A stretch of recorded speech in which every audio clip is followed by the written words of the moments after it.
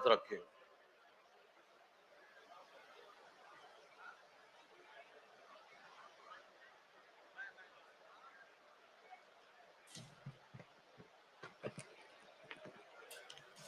तुम कब तक मौन रहोगे? तुम कब तक भविष्य को अनदेखा करोगे? तुम्हें कब तक राजनीतिक हवस रोनती रहेगी? तुम कब तक देश को यूं ही नफरत की राजनीति में झुलसने दोगे? तुम कब तक झूठ कपट के हवाले होने दोगे देश को? ये कुछ कठोर प्रश्न है हमारे सामने, जिसे आज हमें ईमानदारी से जवाब देना होगा। आज यहां इकट्ठा होना एक राजनीतिक औपचारिकता और कर्तव्य नहीं है। एक ये प्रश्न है जो हमसे जागरूक नागरिक के दिल में एक आग और विद्रोह की तरह धड़क रहा है कि हम कहां खड़े और किस दिशा में जाएंगे। समय का चक्र हमसे पूछ रहा है, क्या तुम तैयार हो?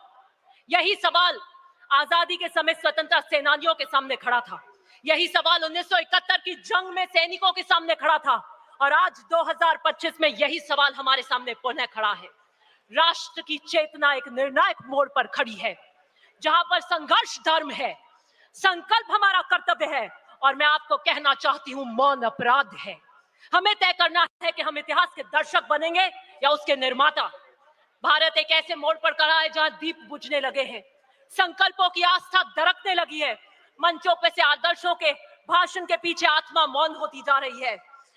बदलता स्वरूप राजनीति का ऐसा प्रतीत होता है जैसे मानो एक मृत तृष्णा बनती जा रही है, जहां पर हर कोई दौड़ रहा है लेकिन पानी कहीं नहीं है। हमारे सामने भले ही बंदूक और बारूद की चुनौती आज खड़ी नहीं हो, लेकिन यह समय कम खतरनाक नहीं है, और हमें तय करना है कि आने वाले इसमें हम इस संघर्ष की आवाज बन पाएंगे कि नहीं बन पाएंगे। साबरमती के किनारे अहमदाबाद की सरजमीन पर खड़े होकर मैं सोचती हूं कि अगर गांधी जी हमारे बीच होते इस अधिवेशन में, तो क्या सोच रहे होते। मुझे लगता है वो इस नए भारत को देखकर फफक फफक कर रो रहे होते, और वो कहते हैं कि वो भारत नहीं है जिसे मैंने देखा हो। इस भारत को देखकर उनका मन बहुत व्यथित होता। वो देख रहे होते कि किस तरीके से किसान आज हताश है, उसके चेहरे पे उनको झुर्रियां दिखती हैं। किस तरीके से मजदूर जो अपने हाथों की चोट लिए उम्मीद का संगीत बजाता है, आज उसको किस तरीके से हताश पे कर रखा है। नौजवान किस तरीके से उसकी आंखों में निराशा है, जो अपने अवसरों के अभावों में अपने सपनों को कुचलते हुए देख रहा है। उस माँ की चीख है, उस स्त्री की वेदना है। आज का संघर्ष संविधान बना तानाशाही का है। आज का संघर्ष लोकतंत्र बनाम अधिनायकवाद का है। कुछ लोगों की इच्छा संविधान बन चुकी है, उनकी इच्छा ही संविधान बन चुकी है। मैं आपको यही कहना चाहती हूं कि बीजेपी आरएसएस ने धर्म की राजनीति को अपना औजार बना दिया है। संसद को एक सिर्फ मोहर लगाने वाली मशीन बना दिया है। बीजेपी राम का नाम तो लेती है, लेकिन नीति रावण की रखती है। कृष्ण का उपदेश देती है, लेकिन चालें शकुनी की चलती है। गॉडसे का महिमा मंडन करती है, गांधी के सिद्धांतों को आत्मसात नहीं करती। सरदार पटेल की मूर्ति तो बनाती है, लेकिन उसके एकता के सिद्धांत को नहीं अपनाती। ये देश नफरत का राजपथ बन चुका है। मैं इन कांग्रेस जनों को कहना चाहती हूं, उठिए और राहुल गांधी का न्याय पथ में उनके साथ चलिए। संवाद की जगह आदेश ने ले ली है, असहमति की जगह दमन ने ले ली है। ये तानाशाही निजाम कब्रिस्तान, शमशान, मंगलसूत्र, मुजरा, बटेंगे तो कटेंगे जैसे नारों की राजनीति कर रहा है।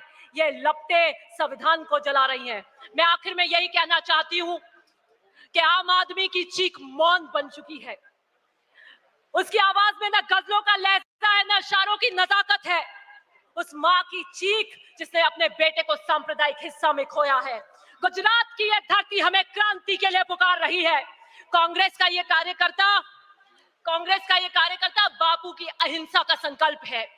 नेहरू का विजन है, सरदार पटेल का लौह संकल्प है, लाल बहादुर शास्त्री की सादगी है, इंदिरा गांधी का साहस है, राजीव गांधी का बलिदान है, सोनिया गांधी का संघर्ष है, और राहुल गांधी का धैर्य है।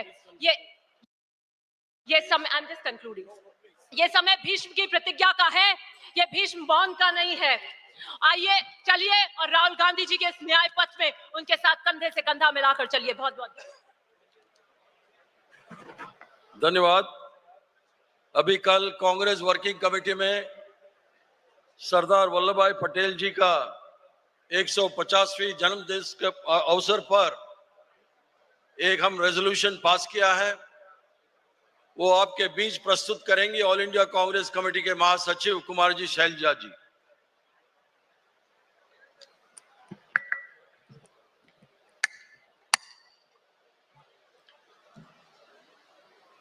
माननीय लोकसभा में नेता प्रतिपक्ष व हमारे पूर्व अध्यक्ष श्री राहुल गांधी जी, मंचासीन सभी साथी,